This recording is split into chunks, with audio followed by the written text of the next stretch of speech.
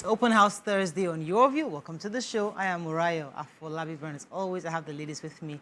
Hello, Mariam Longe. How are you today? I'm fine, thank you. A bit of good news, I guess. So my children had done this thing where they applied for boot camp, for tech boot camp. Finally, they made a list. Oh, nice. It's in batches, and they made the first batch. So wow. We're excited. They're very happy for themselves. I'm quite excited. We're all happy for them. So yes. So how long is the boot camp? 2 weeks, 3 weeks? Yes, 2 weeks. Oh, nice. No, it's a week, 14th to 18th. Oh, so nice. It's in different batches. Oh, wow. And this is going to be intensive. They're going to learn robotics, everything, coding, everything. Excited. Yeah, so we'll see. Is he to help stay them. there or? No, it's virtually. Okay, so yes.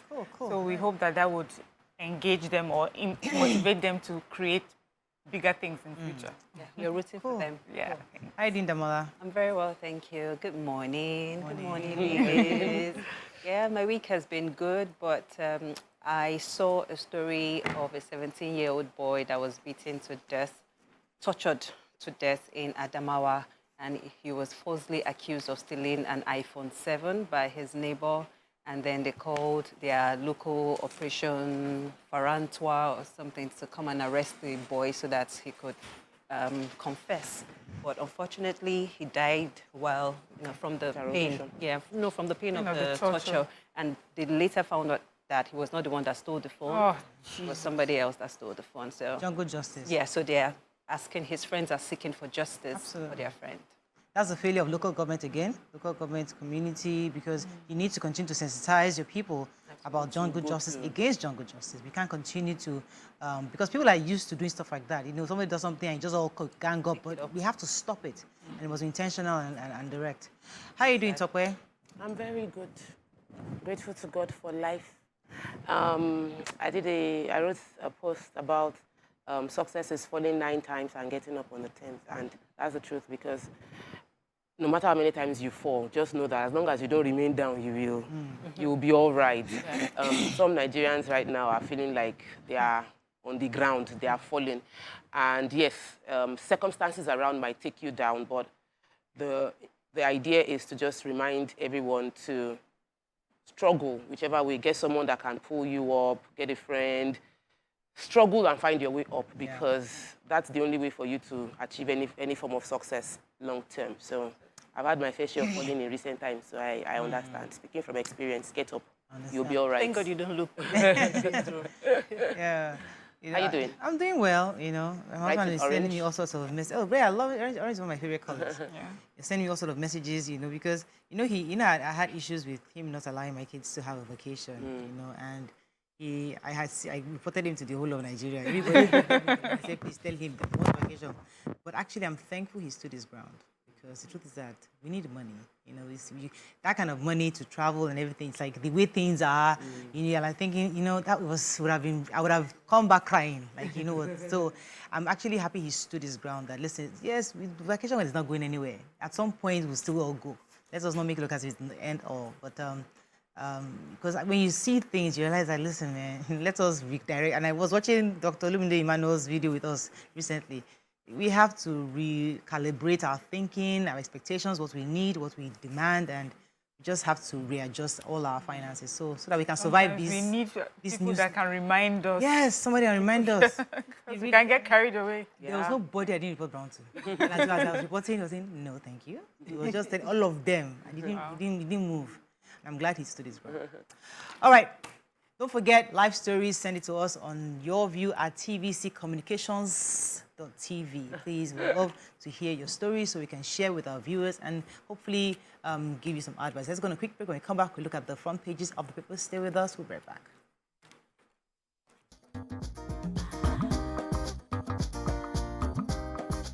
Stay tuned. YourView will be right back. Starting with the nation, Niger, Islamic clerics waiting to prevent military action. APC replaces Beta Edu, Kiari Nwosu, others. Forex scarcity pushes exchange rates to 782 naira to the dollar. 2 die in Eko Bridge accident. Federal government appeals order granting Emefiele bail. Government kill cleric in Gombe. Otudeko Otedola intensified battle for FBN Holdings control. And Justice Odili, I have nothing to do with tribunal judgment. Which story are we starting with in Nation? Okay, I have APC replaces Better Edu, Kerry, Woso, and others. And I was Why? like, how? This is what they call clickbait. Oh, man. But they are replacing them in the party. That's the National Working Committee. So following the nominations. So as we know, Better Edu has been nominated as minister. Did you hear what I said? They're replacing them in the NWC. The NWC has finished its work. Oh! It's not the ministerial appointment. They couched it. You think that... So they said also as the new chairman, that's Ganduje, former governor of Kano State, assumed his office, a few people have resigned. And then Better Edu and Senator Kerry have been nominated, as we know. And then they've also had a member who's passed on. So we have some of these slots that need to be filled up. And that's just about it. So there's a position for women leader APC. Yes, so there's so there are a few names, you know, that have been considered for the replacement. Oh, so nice. It's not that the nominations have been... That's what I thought. So I was going to say that the Joe started this withdrawal thing. Any other story in Nation? Please go ahead. Yes, sir. I would like to take this reaction from Justice Odili, where she says, I have nothing to do with tribunal judgments. And this is coming as a reaction to the allegations by an online publisher, Mr. Jackson Ode, who said that Justice Mary Peter Odili is currently negotiating a pathway for the President, Bola Ahmed Tinubu. He also alleged that she meets regularly with appeal and Supreme Courts in that regard. But Justice Mary is saying that the accusations are baseless and false, and they are seeking for an immediate apology from the online publisher. And I would also like to state the story of the accusation by this same online publisher against Mr. Babatunde Raji Fashola, where he claims that Mr. Fashola is writing judgments for the judges of the Supreme Court in the favor of the APC. And he has already responded. And he has refuted that as well. So the online publisher tends to have like a reputation of, you know, just dropping allegations out there without, you know, the facts. But it needs to shut them down? Yeah, absolutely. One needs to sue them and shut them down. Okay, Islamic scholar, prominent Islamic scholar Sheikh Ibrahim Musa Albani Kuri was yesterday murdered by suspected assassins in Gombe. The family sources said 4 men entered his house at 3 a.m. They had machetes on them, covering their faces at his house in the, I think his bypass area in Gombe State. They said that it was quite unfortunate. So the Gombe State PRO, ASP Mahid Moazu Abuka, confirmed the incident and said that it was quite unfortunate. According to him, the report on the incident got to the police very late. The Commissioner of Police had directed an investigation to the murder. A family member told the police that the killers came in around 3 a.m. They started threatening and asking him to give them money. Wow. They covered their faces with masks. The family said he told them he had no money and was trying to identify their faces. It was in the process that he was attacked with machetes, and one of them stabbed him in the chest. The Commissioner of Police has directed thorough investigation. Hopefully, they can get the assailants. So there's a major dollar scarcity crisis in Nigeria, and that is making the Naira extremely, as in it's a threat to the Naira. Yesterday, the Naira to the dollar was 900 in the parallel market, even though officially it was still trading at 782, which is a huge distance considering that we floated it so that there would be no distance between both. And they said the reason for that is largely because of the scarcity. However, the president of the Association of Bureau de Change Operators of Nigeria, Dr. Aminu Gwadabe, said that the depreciating Naira could be dealt with if the CBN reconsiders and lifts the suspension of BDCs to allow them and harmonize the E&I window. And that because for you to have stability, you need to have more people being able to trade officially, and that a lot of BDCs have been suspended. So he's asking that the CBN revisit that part of the suspension, which was done pre this floating of the Naira, that it might help the chances of the Naira from depreciating further. That Nigerian Naira has become one of the most on stable currencies, and it's affecting several businesses because you cannot predict the price of your goods because you don't know what the dollar cost would be for you to acquire them. Okay, The Nation, The Punch. Niger, UNAU, ECOWAS meet on next move. NSCIA warns federal government. 4 Amotekun officers dismissed for indiscipline, says Ondo commander. FG to spend 341 billion naira on judgment debts. Cooking gas prices will rise next week, says marketers. FG may stop customs, NPA 61 agencies from collecting trillions in revenue. And El Rufai Wike meets Tribe Tinubu over ministerial confirmation. Okay, which story are we starting in Punch? Should I take the... I would like to... Go ahead, please. Yeah, I'd like to take the story with the headline, Cooking Gas Price to Rise Next Week. And this is coming from the president of the Nigerian Association of Liquefied Petroleum Gas Marketers, Mr. Olatunboso Oladapo. And he said this is coming as a rise in... This is stemming from the rise in international prices, high tax rates, prices of vessels, forex scarcity, and naira devaluation as some of the reasons for the intended price review. And then, according to him, he said consumers are now returning to firewood, charcoal, sawdust for cooking. And then he's asking that the government should come in and alleviate the suffering of the masses. And he particularly said that the cost of hiring a vessel right now, as of August 1st, is $284,000, over $284,000 per day. And this is actually quadrupling the current price of $70,000 per day. So there's a huge increase in the amounts that they hire their vessels for. And then he's saying that all of these are going to lead to the increase in gas price. So we should brace up. Wow.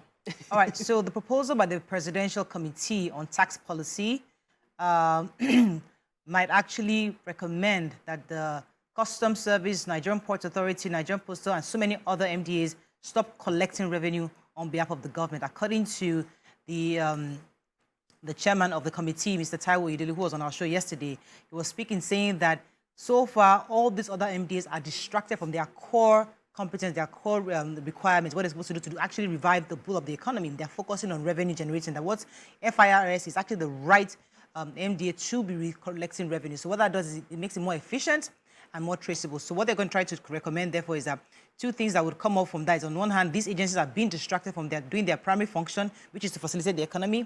And number 2, they are not set up to collect revenue, so they won't be able to collect it efficiently. So when they move that to FIRS, they will now focus on their core competence, and hopefully that will help to revive the economy. So all agencies, 63 of them actually, some of which is the Nigerian Postal Service, Nigerian Ports Authority. I don't know, many people will be excited about the customs one. Okay, let's go on a quick break. When we come back, we continue with our review. Stay with us. We'll be right back.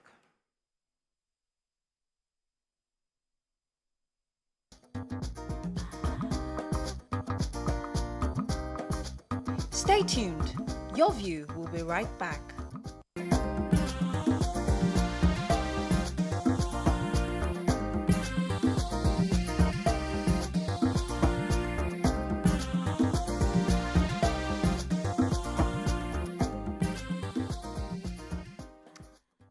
Thanks for staying with us. We're still reviewing Punch. Yes, Yes, ma'am? I have. So the commander of the Ondo State Security Network Agency, that's Amotekun Corps, while speaking with journalists in Akure yesterday, said that the Corps had dismissed 4 erring officers who had run afoul of the laws and rules guiding the operation of the Corps, while several others have been sent to detention centers to ensure that they conform to the norms and standard operational practice of the organizations. He also said that the Corps has arrested about 7,000 criminals since its existence 2 years now. And he says of the 7,000, 1,500 of these criminals have been charged to court. He also said that they have secured judgment of very many of them at a time when the turnout of criminals was becoming unmanageable for the judiciary. The administration of the governor, Akeredolu, graciously approved the building of 2 courts to assist the judiciary in the prompt dispensation of justice. He also said that the incessant farmer-header clash that they used to have a lot of, that has reduced by 95%. He said they got about 5,000 petitions at the time that they were inaugurated, and things are getting better, you know, so. Please, I need to take this story. Nigeria is going to be, this government would have to spend 341 billion naira on judgment debts. So many judgments have come based on Nigeria's breach of contractual agreements. And those judgments were not handled well. The cases were not handled well. According to Oludaramola from Afe Babalola's chambers, he spoke to Punch. He said that many of the cases did not even have to go to court or even get that judgment. But we are now having to pay out this much money, some in dollars. And we remember that with the exchange rates, you cannot renegotiate. So the negotiation they're trying to do now is to try and see if you want to if you reduce the amounts already paid out in judgment. In this 11th of August, there is a $1.58 million judgment debt that has to be settled by this new administration. Another will be said, the rest of the money will be paid, and these are dollar-rated judgment debts against us, and we could have prevented this. That Nigerians are quick, administrations are quick to sign contracts. We don't comply with the contract. In breach of contract, we are taken to court as a country, and then we are fined and we have to pay. And sometimes this money is as good as executing the contract in the first place. So we are wasting a lot of money because of administration, mismanagement of these issues. Daily Sun. Coup in Niger Republic. Cardinals, bishops, editors warn against military action. Babies not breastfed 14 times more likely to die before first birthday, says UNICEF. FG makes FIRS sole revenue collection agency. I don't think they made them. They are proposing. Son, please. Tinubu holds a meeting with Wike El-Rufai in Aso Rock. 7 women regain freedom in Niger State after 130 days of captivity. Diaspora engagement must for robust contribution to nation building. Okonjo-Iweala. And Atlantic Ocean surge endangers Bayelsa communities, says Diri. Which story taking? Yes, I have the major headline, which is cardinals, bishops, editors, Islamic Council, and others, you know, have warned against military action in Niger. So, as we know, the authority of the ECOWAS heads of state and government holds extraordinary summits to discuss the next move in Niger State. We know that there's been an ultimatum that was given and that has passed, and some sanctions have been placed so far. But then we've had statements made by different bodies. We have the NSCIA, which is the Sultan of Sokoto-led NSCIA has warned that stringent economic sanction and military intervention would exacerbate the sufferings of citizens in both countries and weaken bilateral relationship, which has existed for a long time. We have SMBLF, that's the Middle Belt Forum as well, says that Nigeria's involvement in seeking peaceful solution is vital. President Tinubu must bear in mind that his primary responsibility lies with the peace and security of the Federal Republic of Nigeria.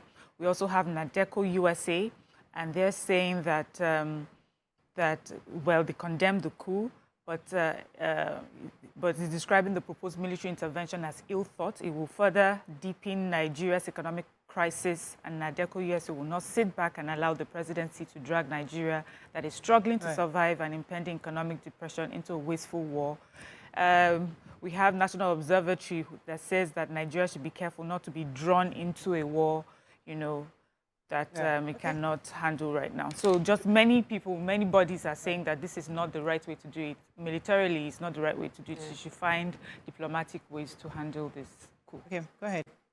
Right. So I would like to take the story that says diaspora engagement must for robust contribution to nation building. And this is coming from Mrs. Okonjo-Iweala. Mrs. Dr. Dr. Ngozi Okonjo-Iweala. And she said this at the event where she was awarded as a diaspora icon by Nigerians in Diaspora Commission, NITCOM. And this is also coming after the WTO DG visited Nigeria. And it's also important to highlight that she has responded to the story that made the round saying that she got threats after she visited the president at the villa. Yeah, so she, through her PA, she has come out to say that that statement was false, and she only came to Nigeria as, as a Nigerian citizen to see how she can contribute to. So what happened was that the chairman of the NIDCOM, Honorable Abike Dabiri Erewa, had given her the award to Dr. Ngozi Okonjo-Iweala. I'm trying to say exactly I lost it right here. But it's Diaspora Icon Award. So I was at an event 2 weeks ago where I presented, and so she was abroad and she couldn't pick it up. So now she was in Nigeria. She now stopped by the NIPCON to pick up the physical award. She and a few others, I think it was Dr. Adeshina, that's the former president of the Diaspora Icons, got the awards. So good luck to them. Okay, any other story, son? Seven women have regained their freedom. They were held for 130 days. These, there were a total of about 100 people were abducted in the community. This happened since March 14th. Let me read out the community in Niger State. The community is under Paikoro local government of Niger State, Adunu community, and they demanded money from the community. Out of the 100 that were kidnapped, about 63 got into the kidnappers' den. Some of them were able to escape along the way when a few security men got in touch with them. This attack took place for hours, March 14th, that time. They demanded 100 million. They were not able to get it. The community has been gathering money little by little and paying to these kidnappers and the bandits, and they've been releasing people in batches. So they paid 11,131,006 under motorcycles to secure release of about 56. That happened 2 months ago, and they still held the 7 women. So they now had to, this release was based on the ability of the community to now acquire 7 Honda motorcycles to release the 7 women that were being kidnapped. The district head confirmed the story that the women have been released. They've been taken to the hospital for proper treatment. They wanted to highlight that the community did not receive help from any government or political leaders towards securing the release, and that the community members sold their farm produce, sold everything they had over the past 130 days to be buying Honda motorcycles that they were able to use to trade for their community members that were kidnapped by bandits. Okay, I'll move on quickly now to Vanguard. Let's find a story of not taking resident doctors suspend nationwide protest. Illegal checkpoints, IGP squad arrest police, immigration officers. Regional task force to tackle cross-border crime, says Governor Adeleke. FIRS more suited to collect revenues for government, says Presidential Committee. Immediately asked court to stop FG from further prosecuting him. And 2023, all eyes now on judiciary, says Owerri Catholic bishops. Any story? Right. In Vanguard? Yes. Right. Illegal checkpoints, IGP squad arrest police, immigration officers. So there was pandemonium and confusion along the Badagry-Seme Expressway yesterday as police officers believed to be under the Inspector General and Special Squad arrested some policemen and operatives of the Nigerian Immigration Service. And the maritime organization in that area have actually commended this effort because they said some of these illegal checkpoints have affected their movement of goods, and they keep taxing them and collecting illegal funds from them. And then they also said that the police should look into the maritime police who allegedly extorts them, and they are beginning to, instead of them ensuring safety along the borders, they're beginning to extort them like they are custom officials. So they should help them balance, all of this. So there's been a land squabble between 2 communities in Osun State, and the boundary, Osun State has a boundary commission, and the boundary commission has warned that both Obas, the Oluwo of Iwo, Oba Abdurrashid Akombi, and his Ile-Agbo counterpart, Oba Habibla Adetoyesi, are not to cause trouble over the land, that the status quo should be maintained. The accusation came because some people from Ile-Ogbo were of the opinion that people from Iwo were trespassing into the land, even though the court had already said everybody should maintain status quo. And really, I hope for peaceful, because these are brothers, and we shouldn't end up fighting each other over land. So let's be at peace while we wait for the justice system to do. We don't usually do this, but I went to the sports section and I read this story. Heartbreaking, really. It's about the Women's World Cup and, you know, how we left. So it says here the Nigerian forward, Ifeoma Onamonu, has criticized the lack of support from the country's football federation after they were knocked out of the Women's World Cup by England on penalties. She says the players have to share beds at their training base back home due to insufficient resources. We also have she also said that I've seen what England have access to. In Nigeria, we don't have access to much. Back home, the pitches aren't great. The grass is rocky, bumps everywhere. The stadium we play on for qualifying, you'll be surprised. I was surprised. You don't even know where the ball is going to jump at you from. Where we sleep isn't great. Sometimes we share beds. It's not good enough in terms of recovery. We don't have much of anything. Wow. And we don't have access to a gym in camp in Nigeria. That's sad. Wow. Sad. Well, I think we've said this before. Expecting them to just win, you know? Yes. And we're cheering them when They said that what they are proud of is that they were able to play such a big team. Yeah. But, you know, they could have done better if they were given... Final paper, I have to just read the headlines in News Direct. Nigerians fume as Akpabio announces holiday allowance for senators. Kind of hot topic today. The picture story again shows the Honorable Abike Dabiri-Erewa, Chairman NIDCOM, presenting the Diaspora Icon Award to Dr. Ngozi Okonjo-Iweala, DG World Trade Organization. We have how notorious Ogun cultists resisted arrest, bit police officers' finger. Doctors suspend protests to review strike action. An acting IGP unveils operations procedure for schools protection squad. I was quite interested in that, but unfortunately we couldn't read that story because lots of schools have been a target for all these insurgents, but I hope that he indeed will see his plans and then we'll to review them with him. That's all we can take on Front Page Review this morning. When we come back, move on to our hot topic of the day. It's our gist in day. Stay with us. We'll be right back.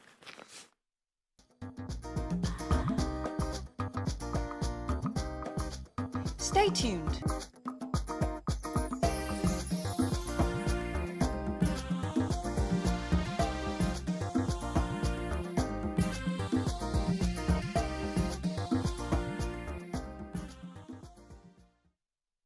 Thanks for staying with us. So what's trending in Nigeria? What are Nigerians talking about?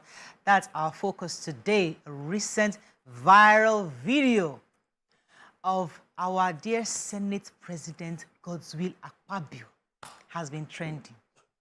In the video, the Senate President, while addressing his colleagues before the adjournment motion, was moved, said money had been sent by the clerk of the National Assembly members to various accounts to enjoy their holidays. However, the video has generated criticisms from Nigerians who took to social media to call out the lawmakers, describing them as unbothered about the current situation in the country. What are your thoughts on this? As usual, I know Nigerians are talking about it, but until YourView talks about it, it hasn't been talked about. So I'm going to let you watch the clip. For those of you that haven't seen it, we'll come back and discuss it after.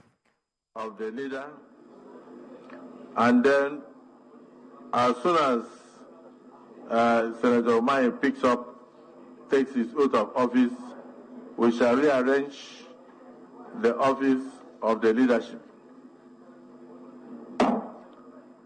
In order to enable all of us to enjoy our holidays, a token has been sent to our various accounts by the clerk of the National Assembly.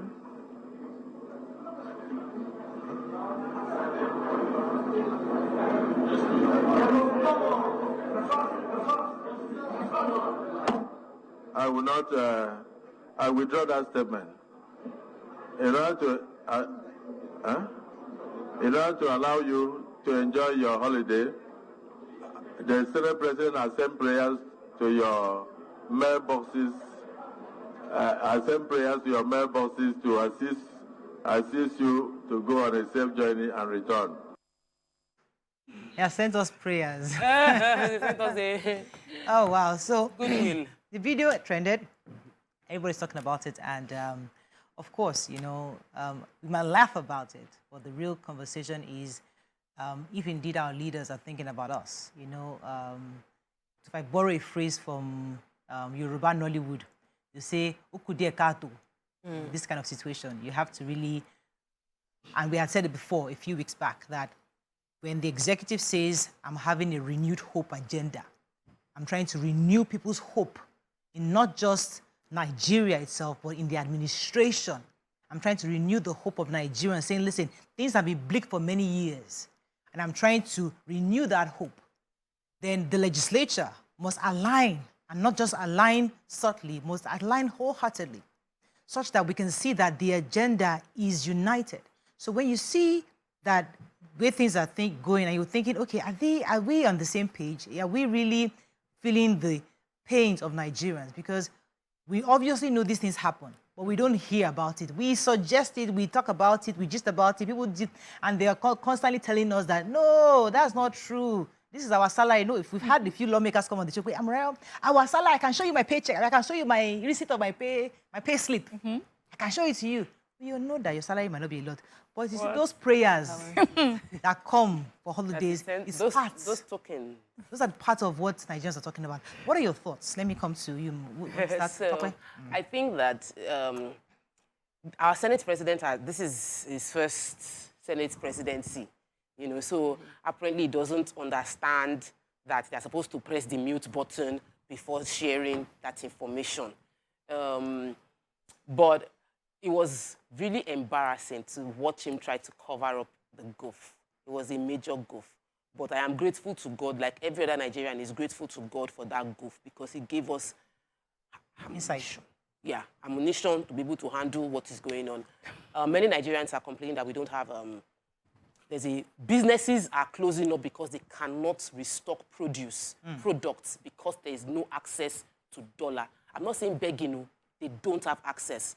And we know that our Senate is going to be, our House of Assembly is going to be shut for over a month now, from now, so that our people can go on vacation. And trust me, very few of them will be vacationing in Nigeria. And you see, the fact is, they are not even covering it. They will post the pictures, they will post the videos, they will tell you that family has been living there before they became Senate, and that they've always had this life before they entered into service.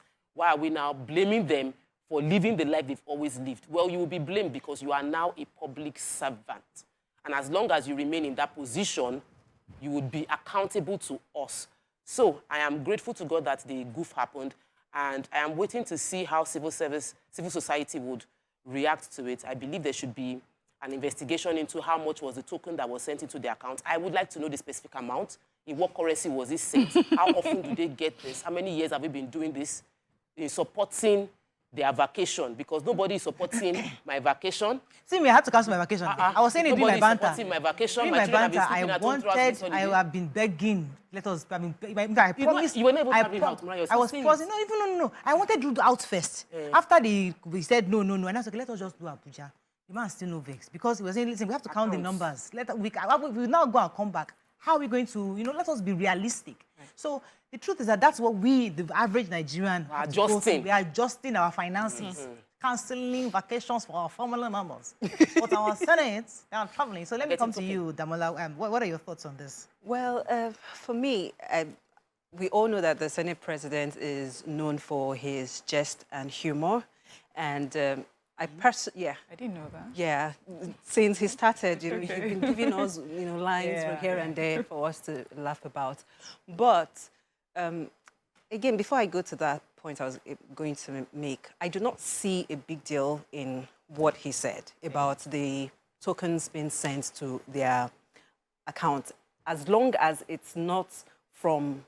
It's not like they're just budgeting it. It's from their already or their existing appropriated budget. Yes. So what he should have done, however, he should have been more sensitive, because right now, Nigerians are going through a lot. Nigerians are at a point whereby if you meet a fellow Nigerian on the way and one person says, I am going through a lot, the other person will tell you, don't worry, go through it. Means I'm just coming back from a lot. So Nigerians are going through a lot right now. So he should have been more sensitive. He should have clarified where that allowance was coming from, instead of trying so hard to cover up the goof, just like Tokwe mentioned, you know, it's now made that initial statement more suspicious. Like, okay, why are you suddenly changing what you said? Are you doing something illegal? And that's where the role of clear communication comes in when you're discussing public funds. You have to be clear in your communication because there's already a mistrust. Nigerians already have that mistrust for their politicians. So you have to come,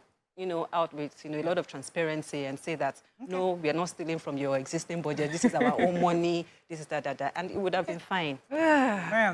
When he said it, when he said it, I said, oh, I'm sure he felt so embarrassed. Like he was now looking for what to say to cover up. That's a prayer. You know, this is where they say you put your foot in your mouth. He just realized, oh my goodness, what did I say? But also, it shows you how sensitive they are becoming. Before they would have said it and gone, and nothing would have happened. But they are now understanding, you know, and so he even tried to cover up. Immediately it happened. Usually something like that would have been said and gone. But, you know, a part of me also thought about, just like you, like I know they have this sort of allowances, ESTA codes and things like that. But then, to be honest, if it was really their regular allowances and ESTA code, would he have mentioned it that way?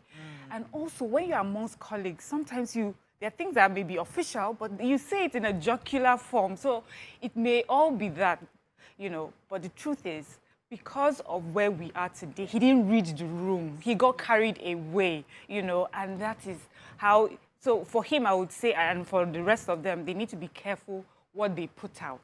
They need to be careful that, you know, the body language does not suggest to Nigerians that they don't care or they're insensitive to our plight, or that there's a special token for them for every time they breathe or show up somewhere, you know, while Nigerians are not getting that. When they have to make conversations about money spent, they should do it officially, you know.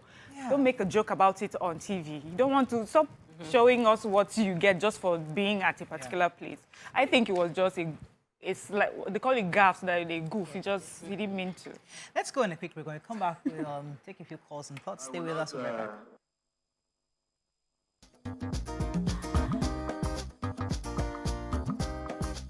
Stay tuned. Your View will be right back.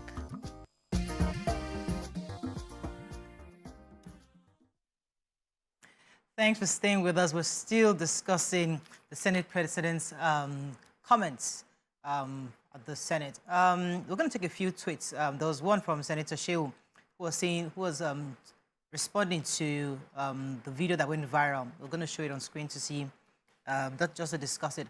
Also, lots of people felt that. But for me, I think let me just read it now. Crediting the legislature's accounts are done under mute button. The uncommon Senate President mistakenly pressed the alarm. So I don't know if it's an alarm, but as you said, you're not supposed to tell us that you get allowances. But it's quite interesting because many of us work at corporate organizations, especially if you're top executives. And when you're traveling, usually you get some kind of a stipend or something to support you when you're traveling. So we know it happens in corporate organizations.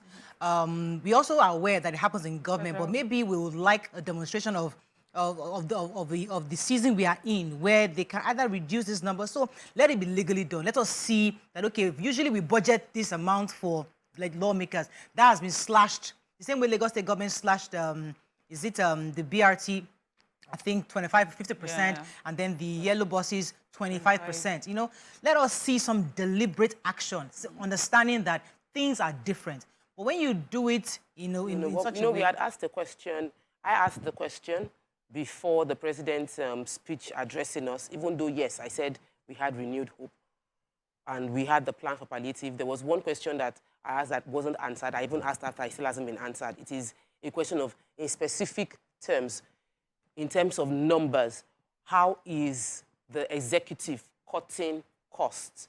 How are we having the National Assembly cutting costs? Specifically, Nigerians are cutting costs.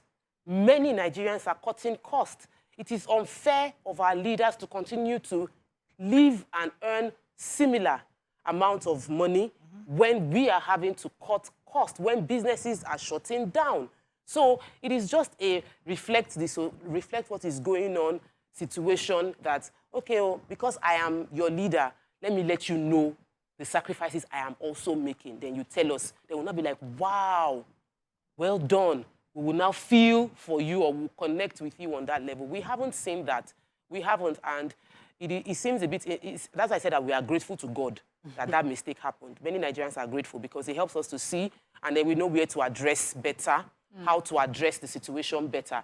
We don't wish ill on our leaders.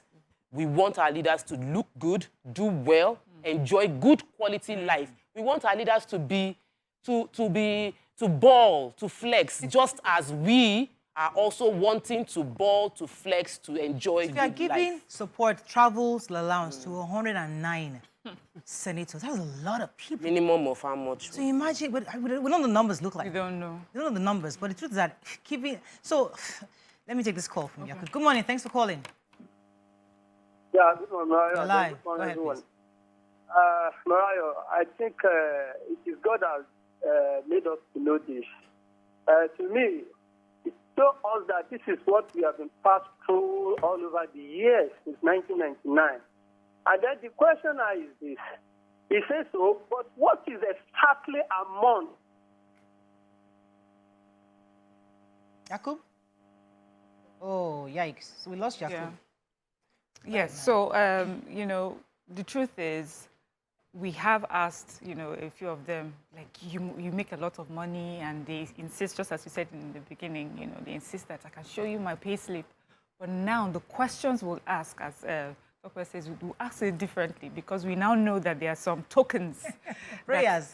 Prayers that are being sent around. So when we see them, we're not going to ask you about your basic salary. We will not listen when you tell us about your basic salary. When you're done, you will now give us the budget on the tokens, the prayers, and things like that. And let's see. But the honest truth is, we hope that like the National Assembly understands that this period is a tough one, and that they would also make the necessary adjustments going forward.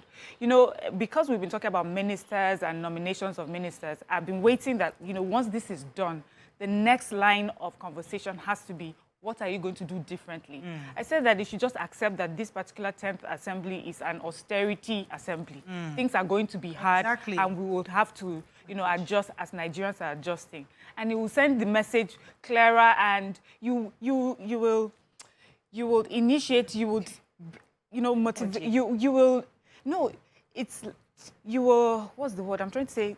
You will, and when you bring out something from, people would be more patriotic, you know, inside of them, they would feel that they are part of a I'll come to you, Damola, in a second. Let me take caller from Agege. Thanks for calling. Yes, good morning. You're live. Go ahead, please. Yeah. Please, I agree with one of you there who said, look, I sincerely do not see anything, except we want to continue to be hypocritical with what the Senate President said. Most of the time, we sensitize a lot of worldly things. Look, one of the things I know for sure is that, look, as soon as any of the senators get back to their various constituencies, they will be bombarded by their constituents, even by journalists and a lot of others who will bombard them with a lot of requests here and there. I am not trying to speak for them. I know he could be more sensitive to the populace feelings. But look, we kind of turn a lot of things into what's the name called? All these social media issues and so on and so forth. Look, a lot of them, most of the time, end up spending so much on their constituents at the end of the day. So what's the big deal? As we speak, a lot of them still go abroad for all manners of trainings, collecting extra codes and so on and so forth. I'm talking in terms of all the public servants. So a lot of things, except if we do not want to get to know what is going on. Thank you.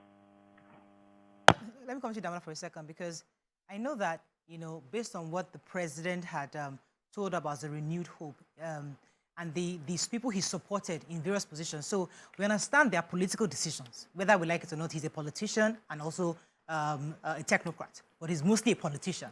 So whether he likes it or not, he has to engage his people at some point or support them.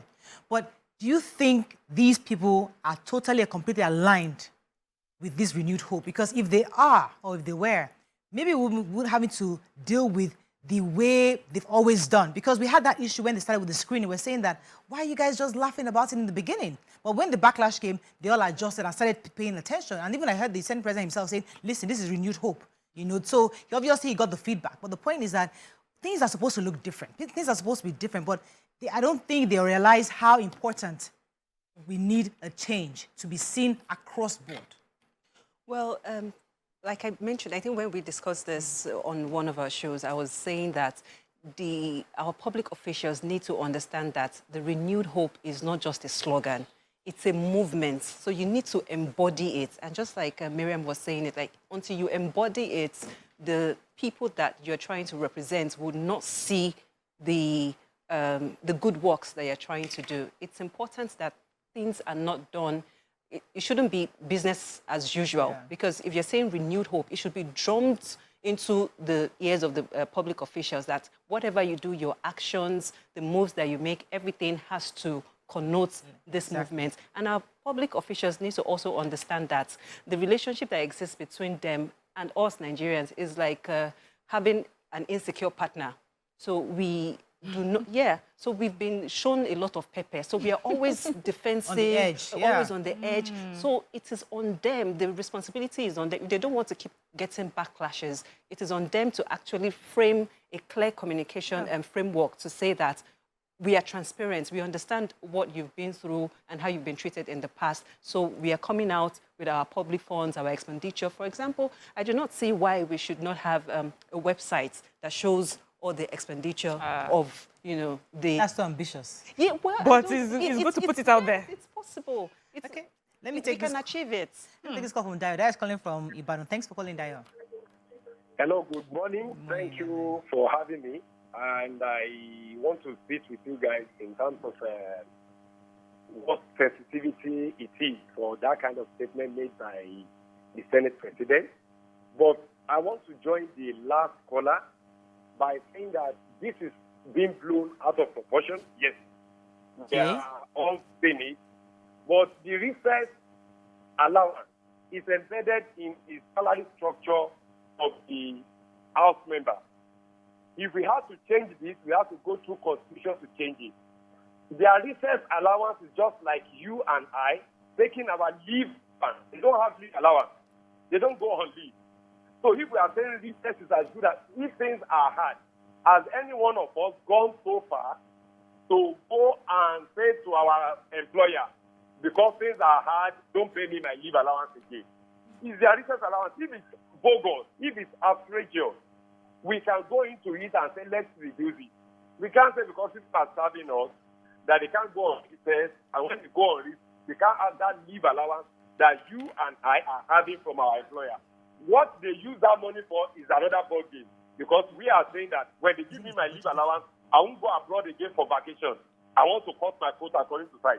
They can find a way to use their own too in order to... Okay, I didn't hear him very well. He's saying that it's just like us too. When you work and you need to travel, you sometimes get leave allowance. Yeah. Would you now say, because things are tough, when your guy says, come and take leave allowance, you say, I beg, don't give. Gotcha. So, addressing the last two callers, just contributing to what they've said from a different perspective, majority of Nigerians don't get leave allowance. Majority of Nigerians, like statistically, majority of Nigerians don't get leave allowance. Majority don't work in corporate world. Majority don't have that opportunity. We still have a high number of casual workers, and we have casualization still going on. So I understand that. We're not even against, like I said, sincerely, I want a quality life for myself. I want to live well, and I want my representatives too to live well. I'm just saying that there should be a level of, we should communicate your sacrifice, because everybody is making sacrifice. That's just what I would like us to hear from them. And there must be sacrifices, even if it has to be constitutional. Go through that journey and say, because of where Nigeria is now, we're making an amendment, we're pushing for an amendment to our laws to make this sacrifice for this period while we are waiting for Nigeria to get out of this recession, after which we will now go back and maybe review even upwards, nobody will question you. If this slip happens and they had done that, nobody will say anything. We'll say, we know that they've made some sacrifices. At least we saw that they were pushing a new bill to make some adjustments. We are not seeing that corresponding sacrifice from people who are making huge sacrifices. For example, returning lawmakers shouldn't be getting certain things. So you probably have an office, you need to get a car, those perks. We'll talk about that. These are breakdowns. But again, we're not discussing the other first caller that a lot of our representatives spend a lot of money helping their constituents. Agreed, because we run a stomach structure democracy. And so if you're not a generous person, they will not re-elect you. Absolutely. And we know that. So is this money for that? No, it's not necessarily, but they will use it for it. They will, because they have to keep on settling and oiling this. So that's it. At what cost will they be willing to let those stipends go? If I don't take the stipends because, based on my integrity, and then I go back to my constituency. So that's where we also play a part. Are you going to your representative's office hoping he drops cash for you? Because it's about cash, cold money. Some of them have told us some people will ask for fees. They will tell you they are paying fees for a lot of people. People ask for monies because they've been out of jobs. Is that how we want them to develop our constituency? I just think that even us, we have to remember that we play a part in this. In fact, when you see a lawmaker giving money, just know that there's going to be a problem. But sometimes the only reason we support our politicians is because they're willing to remove cold cash and give us. Yeah. And they have to get it from somewhere. Let me take it from this. Hello, good morning. Hello? I'm so sorry I lost that caller. Okay, we're going to go on a break. When we come back, we'll try to wrap up on this. Stay with us, we'll be right back.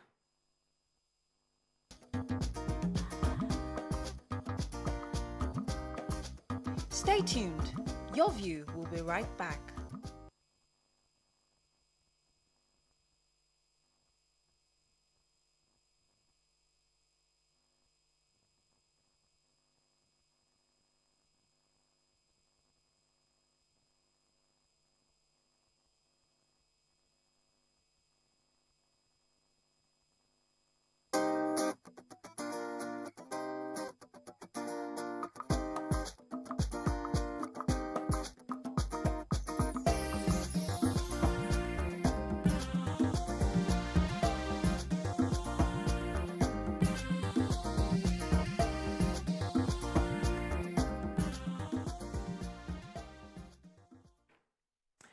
Thanks for staying with us. All right, so we're still discussing, we're going to be wrapping up very soon. But there's a part of this conversation we've not had, the part that they're already going on vacation. They just resumed. That was a part of the conversation. People were saying that this 10 Senate just resumed work, and they are already going on vacation. Was there need, usually when you go to companies, before you're confirmed or even allowed to get a leave, you have to wait 6 months or so. Sometimes it's a year. You got to work a year first, whether you do the job, and then you're allowed to go. But in this instance, correct me if I'm wrong, I thought they were supposed to have gone, but because of the screenings, they didn't go. Yeah, so they just stayed on to do the screening. So it's overdue, actually. No. Okay. This is a new assembly. They were just sworn in. No, we know that, but they were gone on their own. Reset. She's not arguing the fact that it is. She's saying that since you just got a new contract renewal, that's what we call it. A contract renewal means that you are just resuming. Some people are entering the Senate for the first time, and in less than 6 months, they are going on vacation. Mariah is saying that usually maybe it shouldn't be like that, but that we should discuss it. Either way. Just talk about it. Yeah. But I want to say that the vacation timing, while synchronizing it with summer holidays abroad, and because many of our senators and house members, they have family members, children, and this is the time when the children will be available, so they're going to spend time with the children. The way we see our work is different from the way some people see the work. So I think that we need to reanalyze, but they've been doing this for many years. We cannot change that one now. Right now. It's not a fight. We'll choose our struggles, I mean, different jobs have different way that they work. Some people would say, we come here, the first few hours in the morning from at least, you leave your house from 5 a.m., you're here, maybe by noon you're done. Yeah. There are some people that work many hours, and there's corresponding pay depending on where you're working. So if that is, because I don't know if my senators or the National Assembly is sitting throughout 365 days, how that would help me. In fact, I'm happy that they have those days that they are off. What I would like to push is, for the times that you are not there, maybe you shouldn't be earning anything, as we're trying to reduce cost of governance. So it's going to be part-time? Yeah, so when you show up, what do we call it? Sitting allowance. You get for showing up. When you don't show up, then there's I think as we wrap up on this conversation, I think what we'd like to end with is what Top had recommended, where we need to see how you're reducing your own costs. Yeah. In Nigerians, every day on this show, we're talking about how we're reducing costs in our own various, how we're changing from buying meat to buying fish. Everybody's finding a way to adjust, But right now, we're also asking our senators and our lawmakers general, and even our government general, how are you reducing costs? What are you doing to show us that the little money, the little resources we have will be efficiently utilized and not continued for consumption? We can't keep spending for consumption. And that's what my husband was telling me. We can't keep complaining. Let us, if we are investing, let us invest. But pay you just do something and the money will just disappear like that. No. We need to reconstruct. It can't work. So the same thing we need to see at Senate. And I hope that they get enough feedback from Nigerians on this. Obviously, the backlash has been strong. And the Senate president would definitely, in fact, don't they do onboarding? Well, are not smiling. Yeah, these are lawmakers that are well, they know. Many of them they've been there, they're returning, so they should know the things you should not say and the things you should say. Off your mic, press the mute button. You don't say it out like that, and you're lying. Many of us are doing Thanksgiving because of that. All right, that's all we can take on this. When we come back, we're going to take a quick break. We're going to move on to our next topic, but I'm told that there's actually an update, and I'll be getting the background shortly. Stay with us, we'll be right back.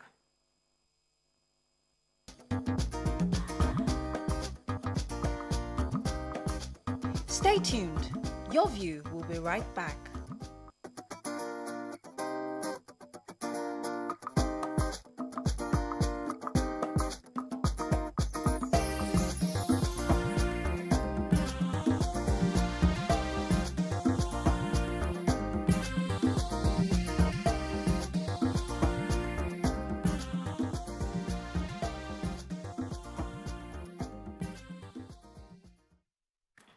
Thanks for staying with us. Now that we've set aside the topic that was hot, we're going to discuss our usual Thursday family-related topics. And this one came to us also via mail.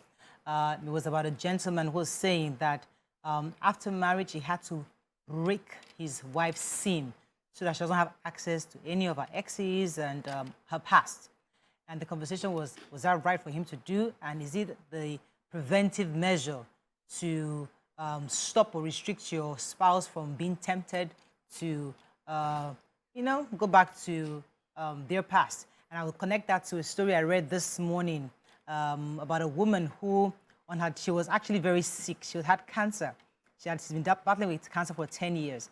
And she was now, she was close to her end, and her husband asked her for her last wish. And she wanted some time, some intimate time with her ex, because she felt that that's the only person she emotionally connected with, that physically and emotionally connected with, that is that the intimacy is not just about the physical, but there's an emotional connection where we are. So that's the person that I want to have that feeling with one more time before I finally go. Of course, he wasn't happy about that. So connecting that to this story where the man is saying, feeling or no feeling, no, you can't go access him again. I'm going to break the SIM so that you don't have access. It goes back to the conversation of, okay, do we still want to marry virgins? Or do you want somebody who has a past? That's really the conversation today. You can call us on 081-076-1679, 0902-416-440. You can also tweet to us at TVC. Can I please hashtag YourView TVC so we can read your tweets? Mariam, you want to jump? Okay. Well, I don't know. This kind of topic. Adults are getting married, right? I don't know why another adult will break another person's SIM. It does not make sense to me. For me, it's such a huge red flag. I would not know how. I would run. Yes. How do you break my SIM? How is it that we cannot have a conversation about it? If there's an ex in my life that, you're worried about, we can have a conversation about it. And if it's something that's affecting our relationship, definitely. I mean, why would a wife also insist on being in touch with an ex if it's such a big problem on the marriage? But to break someone's SIM, what do you think that would achieve? She can't get another SIM. You think the number is gone off her head? I don't get it, except only to bully. That's just to show, it's a show of power. I own you now. I can break your SIM. I can stop you. What if she had business contacts on it? What if, I mean, it just doesn't make sense. So it's not a good thing, really. You can have a conversation and deal with it. The person does not have technology background because all our phone numbers now are in our cloud. Gmail account is in the cloud. You don't need it, please. Well, for me, I'm also against the man breaking the lady's SIM card. But then we do not know the stories that led up to him breaking it. He had probably been asking her, they've been talking about it, and he felt that was the last resort to, you know, just break that communication between his wife and her exes. But as a woman, as a married woman, I'm particularly worried about married women that keep in touch or maintain a relationship with their exes. I'm not saying don't talk to them. Of course, no man is, or no woman, or no human being is an island. You need relationships to forge ahead. But when you are beginning to nurture a relationship outside of your home, it's very detrimental to the health of, you know, your marriage. What if you're mature enough to compartmentalize your relationships? Because the truth is that, yes, some people fall, but others don't. Others are able to have a clear mind. You have somebody that cooks for you. No, the doctor that you reference because he's a friend in the past. So you are mature enough to say, you know what, we can have a very civilized relationship. But can you be tempted? I don't know. Yes, you also have to, there's this street parlance that says Okafor's law. Yeah. You know, once they bear, forever they bear. It means that once something has happened before between, you know, two people, there's a high possibility that it would happen again. Unless the relationship was thoroughly severed and, you know, they broke up on bad notes and then they went. But if you bring two people that had feelings, you know, together, the people that used to date and loved each other, and, you know, you leave them to continue nurturing an unhealthy relationship, it could lead to one or two things, because it's cheating doesn't just have to be, I mentioned this at our last, you know, Saturday edition, that cheating doesn't have to be physical. It has to, you know, there's emotional cheating. When you're giving your attention to somebody else apart from your husband, you are nurturing them, you are taking a picture of your outfit and sending it to them, how do I look today? That one is a relationship. Exactly, you're already nurturing the relationship, and it can lead to things that can break your marriage. So it's better to just do not be tempted. Don't tempt temptations. And just Let me take this call from Copenhagen, Denmark. Good morning, sir. Thanks for calling. Oh, sorry, we lost that call. Mariam? Oh, yes. So I'm on Mariam's side here. If you break my SIM, the marriage is over. I don't understand. Because it means that one day you will seize my passport, and another day you will collect car key. Next time you say don't work again. Then we don't have a marriage. I'm imprisoned. That's not a relationship. That is someone being enslaved. And we should not in any way condone it. To think that someone actually called the show to say this was how I was able to break off my wife from having a relationship with her past. I'm totally uncomfortable with it. And then you cannot even try it with the new generation women that you're meeting. Actually, except you went to go and marry from inside one village. Yes. You cannot try it with modern women. They know themselves enough to understand that they are about to be imprisoned. And so there will be either a fight or a flight situation. Nobody will want to be in that space. So I feel that it's not the right approach. I believe that we spend, honestly, we say it all the time, we prepare men, we prepare women for the life as wives more than we prepare men for their lives as husbands. And we need to do more in that regard, because the things we think will make us look macho might lead to a flight or fight situation. You might be the one triggering crisis in your marriage if only you understand how to deal with the situation better. Let me take Lukman from Moshogbo. Thanks for calling, Lukman. Yep. Good morning. Morning. Yes. I just tuned into my television and I saw the topic for today. Go ahead, Actually, please. This topic is a very sensitive topic, and I really appreciate this because women tend to say, just let's forget about the past. The past is the past. But I don't think the past is always the past. Your past will eventually come to meet you. It will come forward at a certain point of time.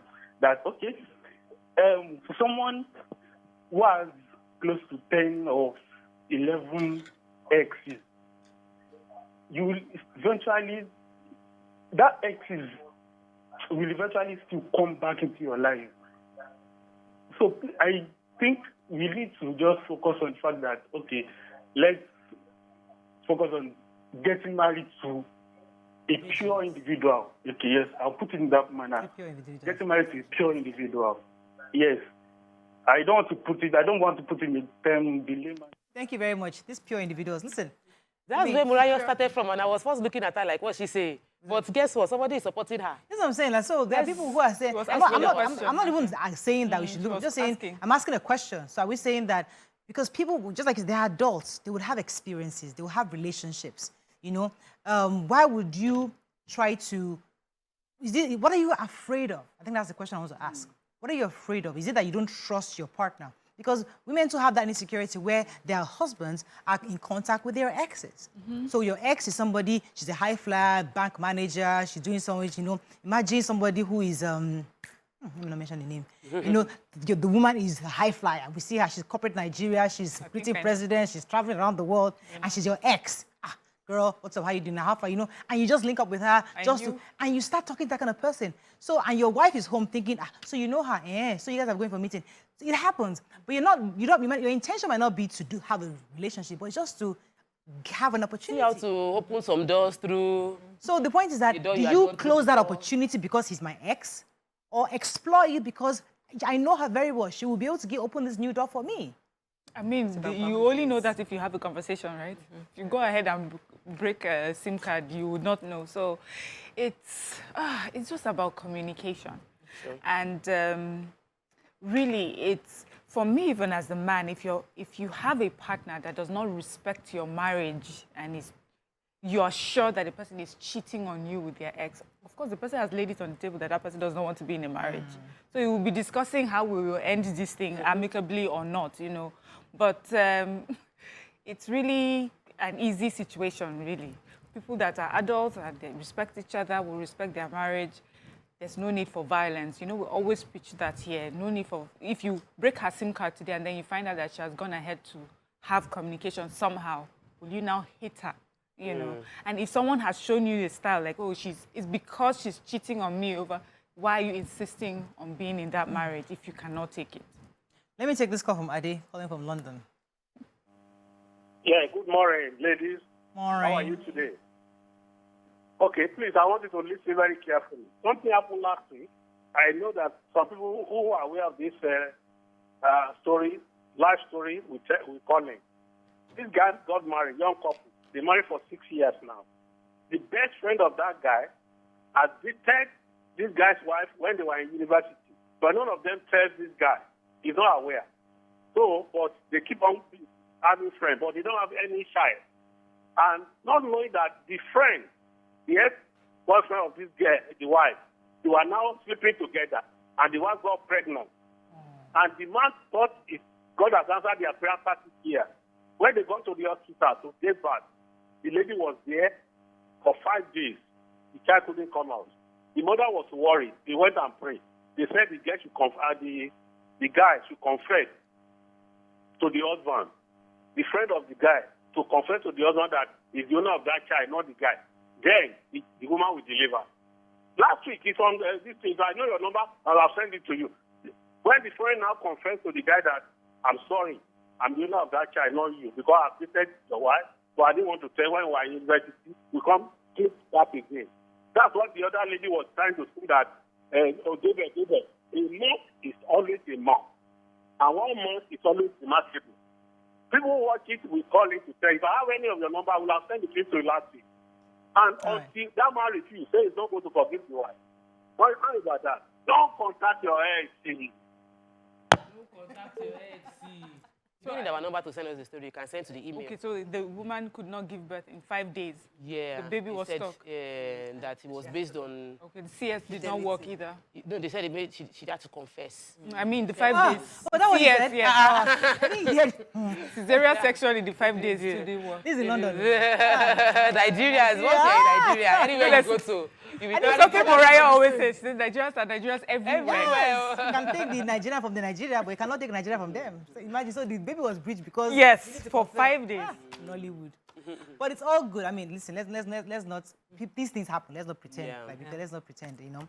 But yeah, Damola, you wanted to jump in and say something? Yes, I was going to say that it's important to set boundaries. Nobody is saying that do not contact your ex or don't maintain a relationship that can be profitable to your growth, but you need to set that boundary that, okay, at this, I cannot meet you in certain areas. I cannot meet you at this time. Boundaries are difficult in certain instances. No, you have to set boundaries, because if you have a man that is insecure, because most men always feel threatened when there's another man giving an emotional support to their wives. A lot of Nigerian women marry a man, maybe not because they're head over heels. You know, maybe it came around at the right time. Good job. So he ticked all the boxes of he has a job, he's a Christian, and you marry him. But there's not that connection.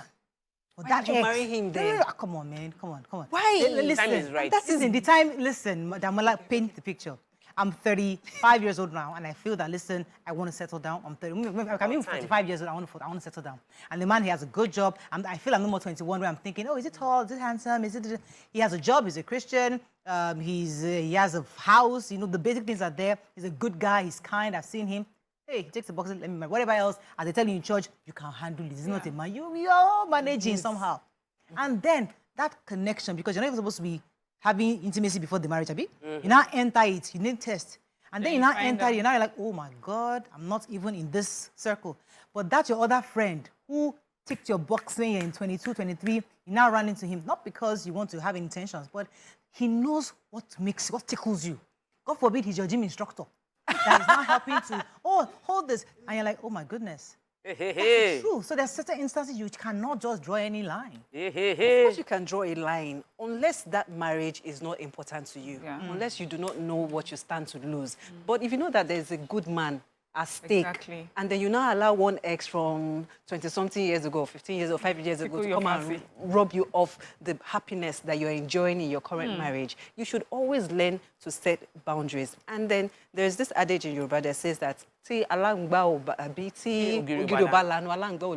if you do not give that opportunity for an ex to intrude in your marriage, then they would not intrude. Because I've heard so many stories of women reaching out to their exes, especially if they're going through a financial difficulty, and then maybe there's one ex that is still a big boy. I wish I could have married you. This marriage, I'm not making a lot of money, blah, blah, blah, blah. Or maybe they're still attracted to, the ex. Why did you settle in the first instance? And that brings me back to the importance of the importance that the society places on marriage. Right. It does not mean, if you're not married at 35, it does not mean that you're a failure. Yeah. Exactly. You're married.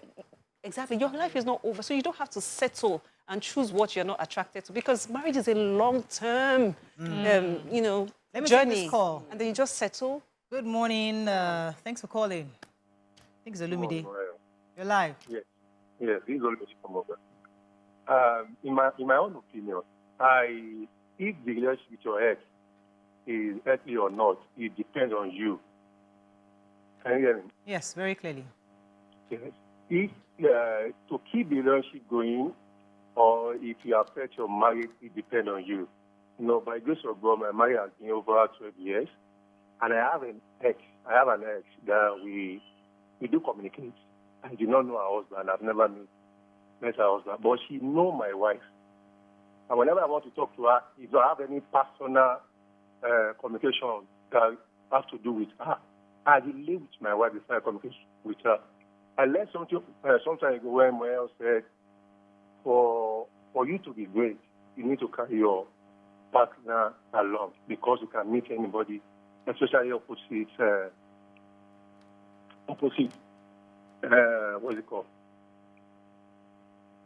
opposite gender in case of your work. Carry your partner along then no matter who your ex is, you still have a good relationship with your marriage. If you are open, then things will be fine. That's just my own opinion. Thank you. Thank you. I'm tired of talking about cheating and marriages because I believe that there are happy marriages and it would be nice to just highlight those happy stories for once. But I think many Nigerians have stories that are in terrible marital situations, and sometimes we talk about this so that they can get a glimpse of how to handle where they found themselves.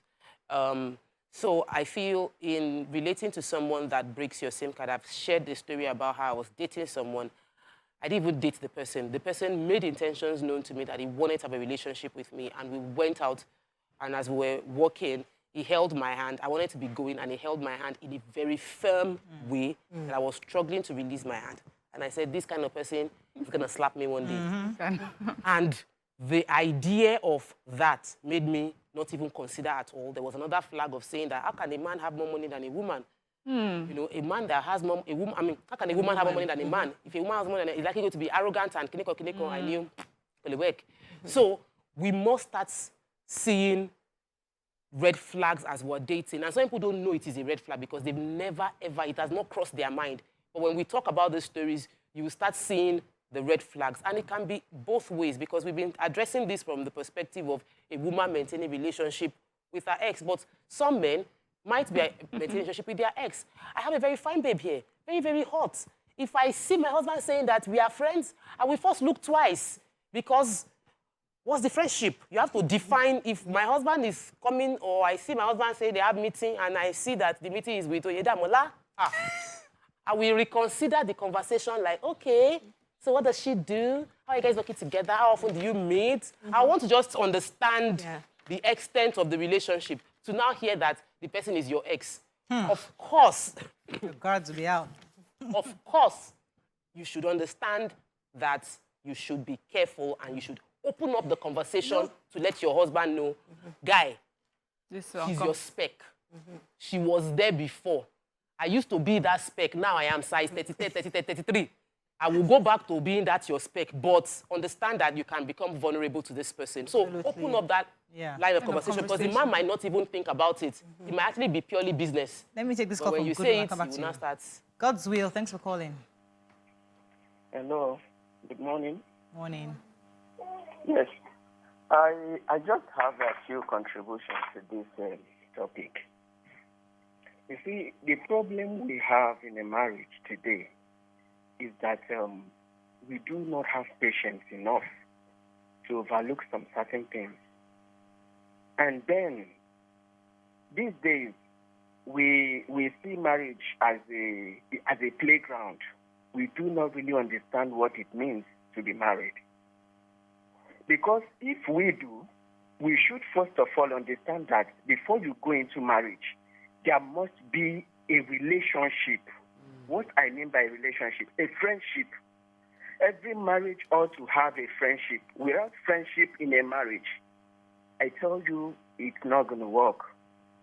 Because if you have friendship before marriage or friendship in a marriage, you should be able to relate your past with your partner. And with this, we won't have lapses that will result to one partner breaking SIM or no SIM. And I believe that this kind of situation happens in these days' marriage. Because why? We jump into it without knowing what we actually want. Thank you. That is just my contribution. Thank you very much, Prince Will. You know, while he was talking, I was thinking of something. It's like the reason why we put all these rules out there is it because many women, especially, don't have they're not true enough to themselves to walk away from a marriage that doesn't work. You're not confident or bold enough to say, you know what, this isn't working, I need to leave. Because we are not allowed to divorce according to religion. You know how you get to a phase in your life when you're like, you know what, this is not there, but we kind of force it to, we make it work. Our parents stayed regardless. But a modern woman is looking at options that, do I want to stay till 70, 80 in this state? Do I want to, or because I have choices, I can say, you know what, it wasn't working. Let me give you an example. This is a true story, and I hope the person isn't watching. They were lovebirds. They were, you know, those primary school, college sweethearts. Thank you. College, not even college, primary sweethearts. Like, you know, they just loved each other. They cute, the whole family knew them, and they grew up together, went to university, they were friends. Everybody just automatically knew they're going to get married. Fortunately or unfortunately, the guy obviously went for greener pastures abroad, right? Because he wanted a better life for his life, for himself. The girl stayed back. He abroad, moved on, met somebody, and got married.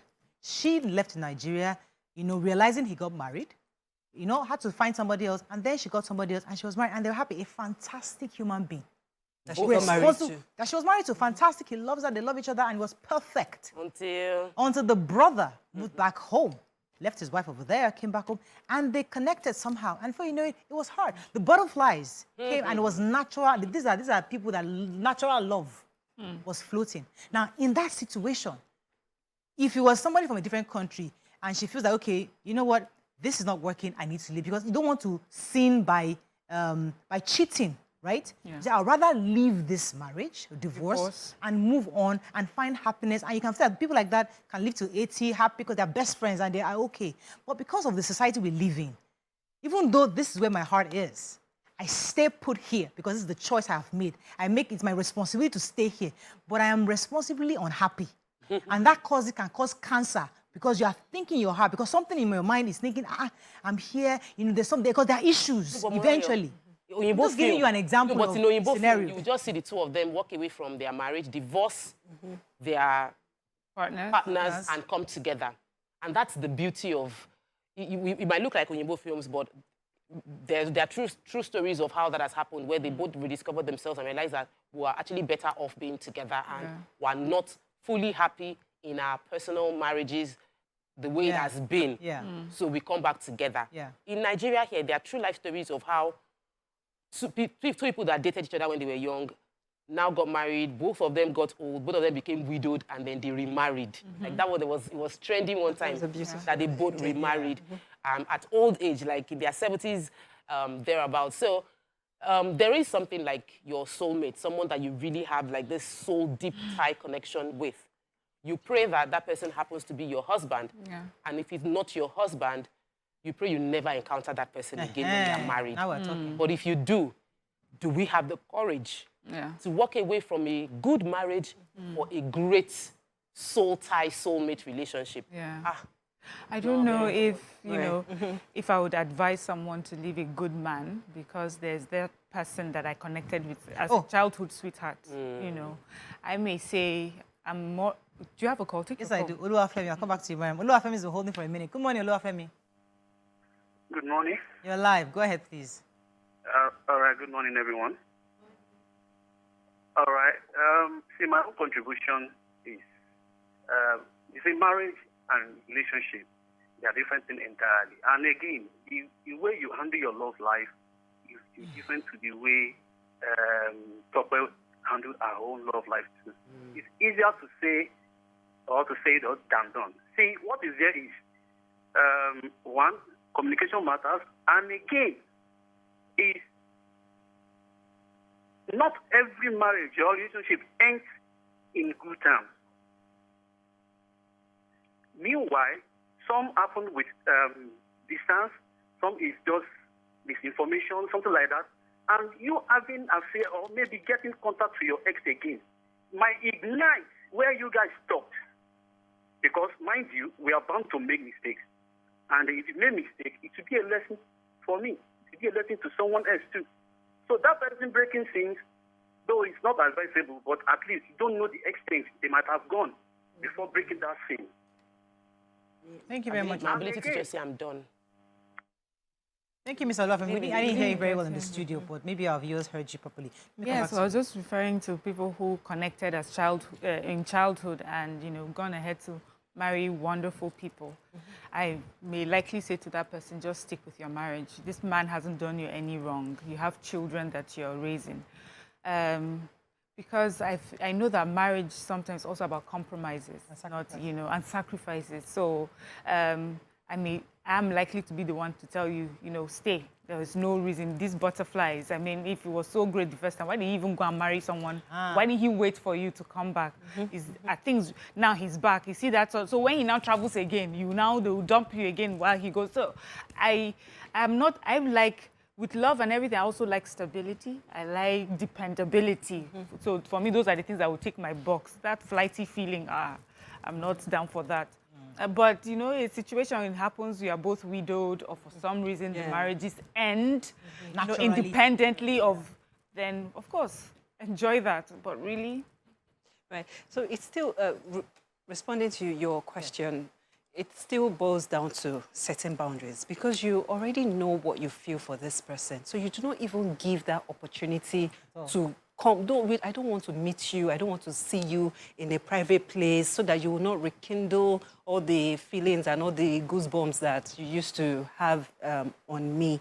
And then I won't even advise any woman to go through that route, because the grass is not always greener on the other side. You might be thinking, oh, you're feeling butterflies for this person, or maybe marriage would have been better with them. And then you get married to that person and realize that, this person is not a great companion to live with, because some men or some relationships are better when you are afar off, when you're seeing each other once in a while, you haven't finished, has not entered. Exactly. But when you now leave stability and certainty for uncertainty, then you're setting yourself up for a lifetime of heartbreak. It can go two ways. It can be nice, and you might chop a premium breakfast at the end of the day.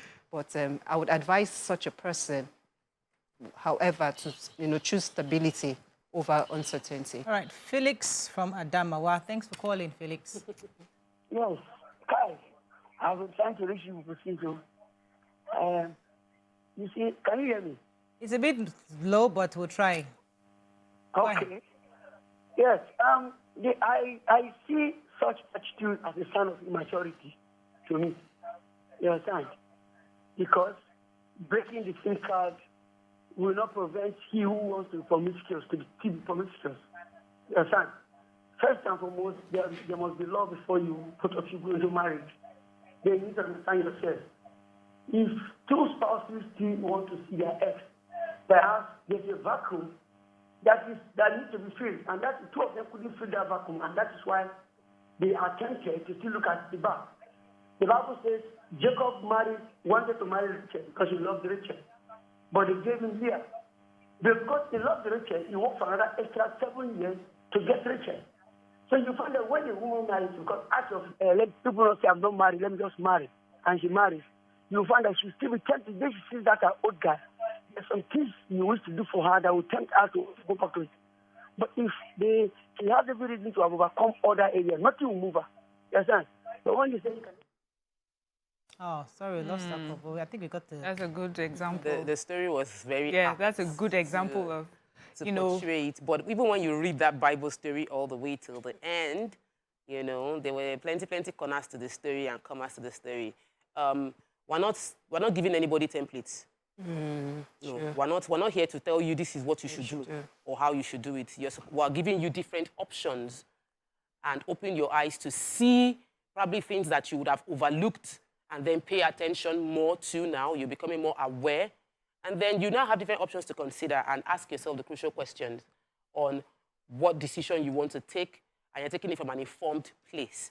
Mariah asked a very crucial question. How many women are able to walk out of a bad relationship or walk out of a relationship that they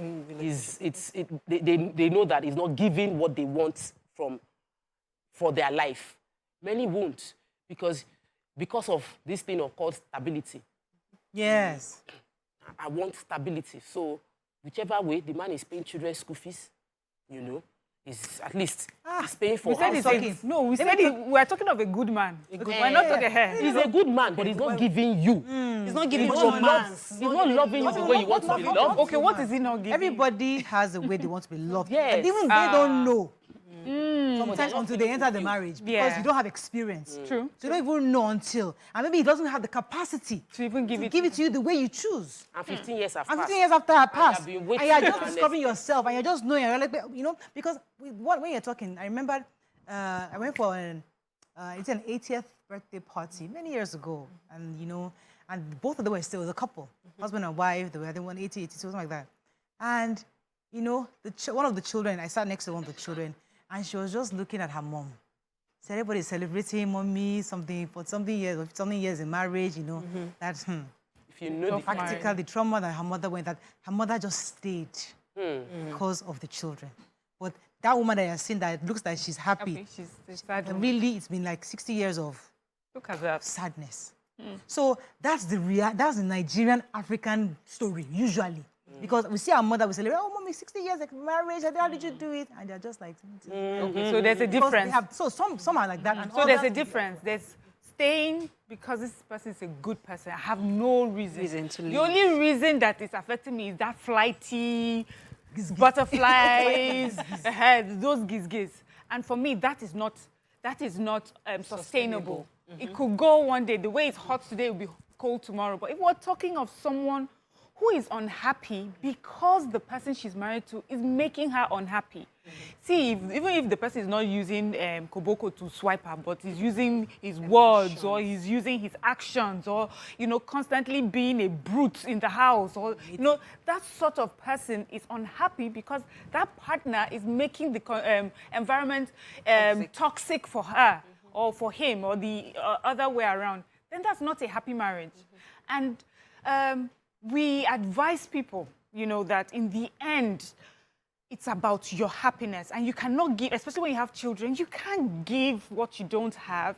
If you're a bitter mother and a bitter wife, it would somehow, you will sow that seed in your children. You sow the seed in your environment, and you don't want that to sprout. So it's either the person understands what you are causing, the man understands, or the woman understands that you have created a toxic environment. Nothing with life will grow here.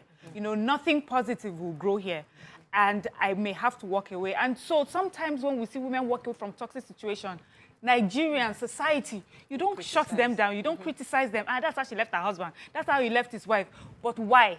So the question now is the why the person left the marriage. Let me take Elijah Zubair has been holding. Good morning, sir. Elijah Zubair. Yes. You're live. Go ahead, please. Yes. Morale, good morning. Morning, sir. Morale, good morning. Good morning, sir. Yeah, thank you very much. You see, I want to talk about the issue of cutting chin is out of expectation. You know, I think that is not necessary. You know, the way I look at that, you know, because though, you know, we don't know what really happened, but you know, it's not even necessary. What about the memory aspect, you know, of the woman, you know? So that was not, you know, to me, I condemn it in totality. But at the same time, we need to commend Damola, you know, with what he said. You know, with Damola's statement is a kind of wisdom. It's a kind of advice to the generality of women. If you are not prepared, you know, to marry, don't do it. If the moment you get yourself involved, avoid any damages as far as your marriage life is concerned. But at the same time, memorial, please, let me just, you know, contribute to your last copy of the Senate. You understand? We should not put sentiment into the action of the Senate. You see, whatever they spend is within their budget. It's just unfortunate that this president of the Senate, that is his own, you know, system of doing things. That is the way I look at it. But at the same time, like Tokwe said, you know, Senate should understand Nigeria is cutting costs. They themselves should apply that matter, that way of cutting costs, because Nigeria is suffering. Have a nice day. Thank you very much. Thank you, Elijah. But let's take a few comments on social media before we run off. Before we take social media comments, I wanted to just, you know, like what Mariam is saying, like what we've all been saying, it's the idea of, see, sometimes you need to talk to a therapist or talk to a marriage consultant even while you're married, because, you know, they say that if you are a carpenter, if you're a carpenter, everything becomes a nail because you're used to. If you're a hammer, everything is a nail. So, and there was a time that in my marriage, I was always picking on a particular thing in my husband, and it was like, this is just the one thing, right? In every other area, do you have a problem? No. So, but why are you always picking on this one thing? Yeah. And that made me realize that I was overemphasizing and over-demonizing one challenge which if I look at it, it wasn't really a deal breaker. But I was making a mole into a mountain. And that happens with focus. When you focus on something, it expands. Maybe your partner had a phone call, very innocent. Then you focused in on that person. You went to Google the person's name. Then you check the social media. Then you scroll down the person's page. Then you turn to James Bond. Then you started going to see where the person goes to. At the end of the day, you will find it because you were looking for it. So having a conversation with a coach or with a counselor might help you redirect if you are the one searching or if there was something to be found in the first place. So let's just put things into perspective. I think that's a good way to wrap it up. Any comments on social media? Nothing yet? They have anything you want to add before we wrap up? Yeah, my final comments would be trust your partner at the end of the day. You know, the importance of trust in marriage cannot be overemphasized because there are some men that are also unnecessarily insecure just because their wives have, one male friend here and others.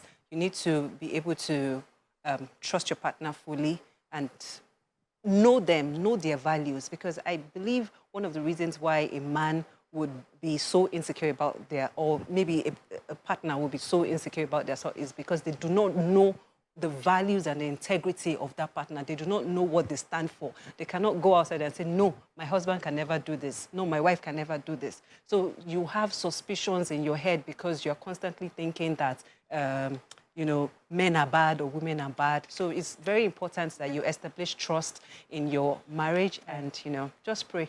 And we wish you all good luck, married people. Comments? Well, you can set boundaries on both sides. If you're in a marriage and your wife is stepping out in a way you don't like, set the boundaries that you don't want your partner to take. And if you are a person that is, taking advantage of, your marriage and hanging out with people, also set boundaries in such a way that you don't fall for someone that has been in your life before. Yeah. And also, I would like to want to wrap up, Tokwe. But for my own wrap up, I think, listen, I think I would probably just borrow from what Tokwe said.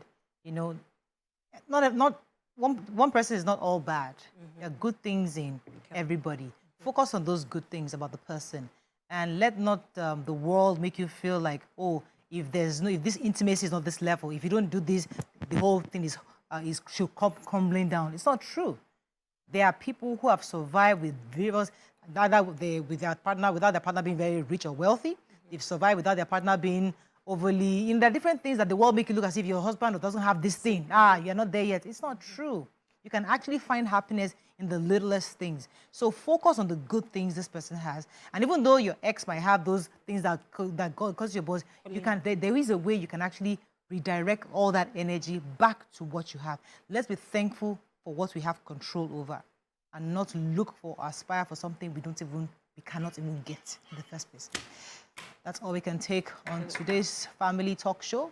See you tomorrow. Bye for now.